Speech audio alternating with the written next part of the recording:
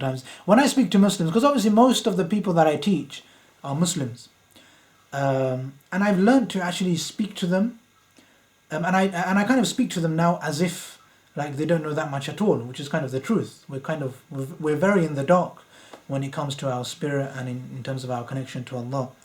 And some of the Muslims actually get quite offended when you tell them this. Like, I was trying to speak to somebody the other day and he was like, "You're speaking to me as if I'm a convert." Which I thought was very interesting, because Muslims, because this is, like I say, knowing is often the biggest enemy of learning. So somebody who's actually reverted to Islam, because they have this mindset that there's so much to learn, I need to take all this stuff in, and it's so great, and I'm connecting with Allah, my taqwa is going up, and I'm fasting, and all of these amazing things are happening. So they're in this mindset of just developing themselves, and curiosity is there. Whereas with Muslims, it's kind of the other way around. Sometimes, because we're born Muslims, and we grow up making dua, we grow up praying, we grow up saying all these du'as to Allah anyway, because of that, that's what makes us so out of touch with our spirit and with how dua works very often. Because we think we're so good at it. And I think that's really the biggest obstacle. I know we believe that shaitan's locked up, whatever that means. But shaitan kind of develops thought patterns within us. And I know, you guys who are here in the class, you're actually more advanced than most people. So obviously this might not, you might be, I can explain this to you and you'll be able to notice it. Whereas maybe the person who I was referring to a minute ago, who says, "You speak to me like a convert," and gets offended when I tell him this kind of stuff, he probably won't be able to take something this deep actually on board.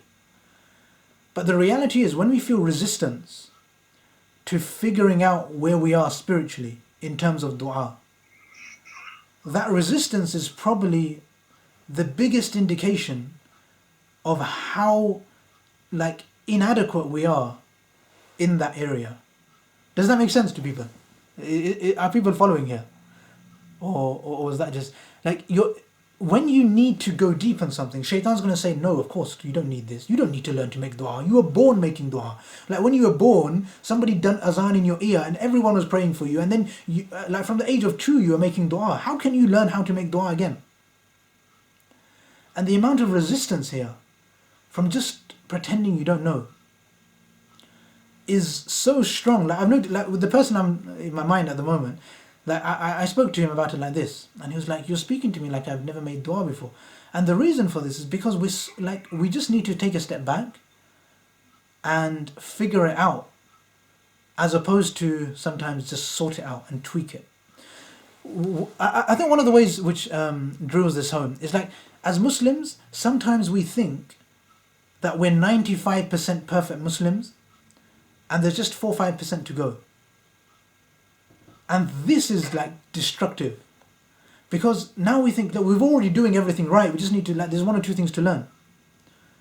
And if it's the opposite way round, if in reality, think about how many courses have you done on how to make dua? How many times have we actually sat down and say, how do I make dua? What do I make dua for? And how many times do we think about it? And when somebody tells you to get a pen and a paper and write down the du'as you make within a 24-hour period, and you can't do it, then how come that is there? How come there's so much resistance there to this idea? And I think this is really, really because as soon as you do it, as soon as you get a pen and a paper and start writing, "This is the dua I make today. Today, on the 17th day of Ramadan, I made this. This is the dua I made from the beginning, from suhoor to iftar. These are the duas I made." And when you're able to write them down and look at them and assess yourself, then improvement is just automatic.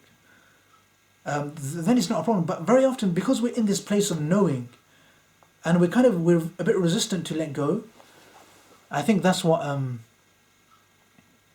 doubles the problems, man. Anyway.